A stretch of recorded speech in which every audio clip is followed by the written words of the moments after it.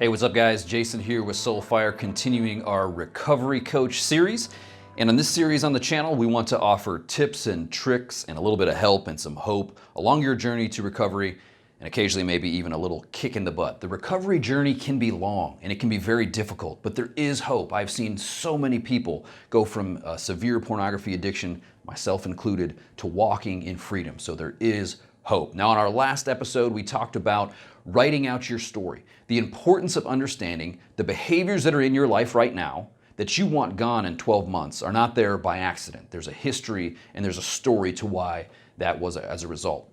And so I challenged you to spend some time, get an hour or two alone, write out your story. What has your journey been like? And so today I want to talk about, how did we get here? How did you fall into this pornography addiction or sexual addiction? And I want to start with an illustration. Consider a 12-year-old boy who, growing up in his room, in the corner of his room, had a white powdery substance that was always there. Now, nobody had ever talked to him about what it was. It was there in the corner, and there was an unlimited supply of it.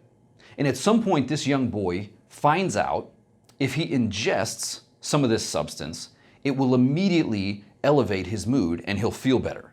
And so as time goes on, he finds that whenever he's not feeling great or tired or anxious or worried or nervous or rejected, lonely, bored, scared, whatever the emotion might be, he can take a little bit of this substance and immediately feel better. Now, of course, in this hypothetical situation, the substance is cocaine, so it's a powerful drug.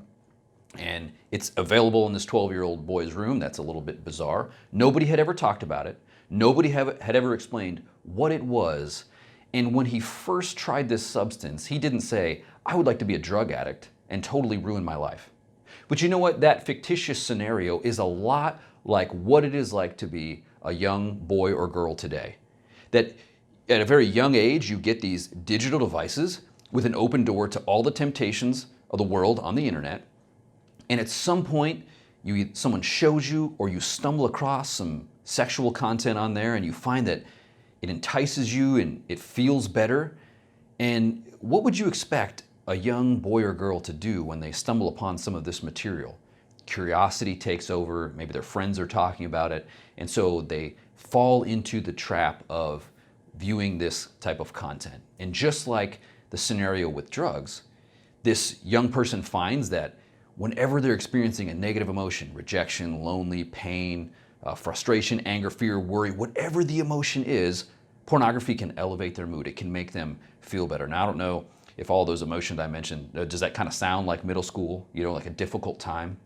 And how easy it is for a young person today to fall into this world of pornography on the internet and to quickly become addicted. Internet porn in particular is one of the most addictive forces in the universe. So considering this scenario, if your story is like that, mine was, I was 12 years old when I was exposed to pornography, give yourself some grace. How do you expect that you would have reacted as a 12-year-old boy or girl and seeing this content? Do you think at 12 years age you had the maturity to say, you know what, I shouldn't do that, that's wrong.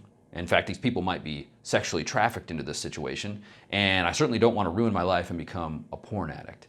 No, give yourself some grace and understand that if that's true of your story, you fell into this and you were exposed to this, and really pornography was preying upon you. So that may help you answer the question of how you got here. But what it also shows and reveals to us that the real problem we're dealing with is pain.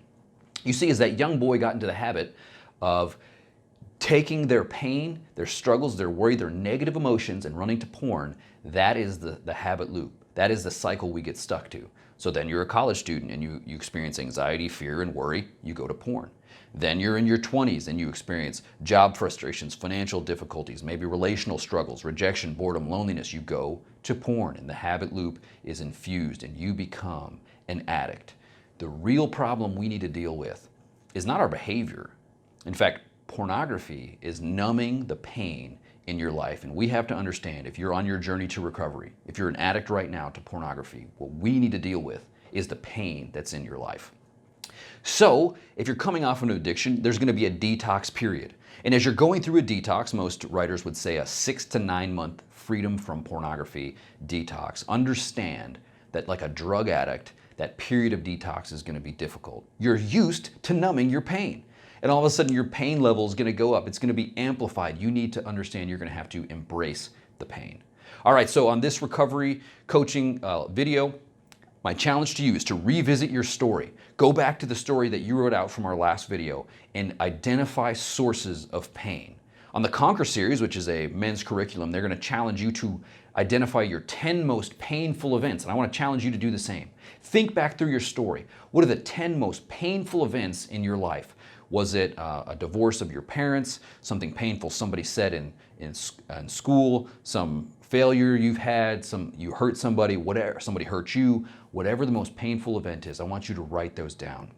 And particularly what we want to do in identifying the painful events is to see how they may be influencing your desire to medicate through pornography.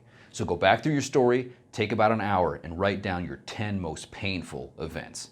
So that's it for this recovery coaching episode. Stay tuned for more coaching pitches like this on your journey to recovery.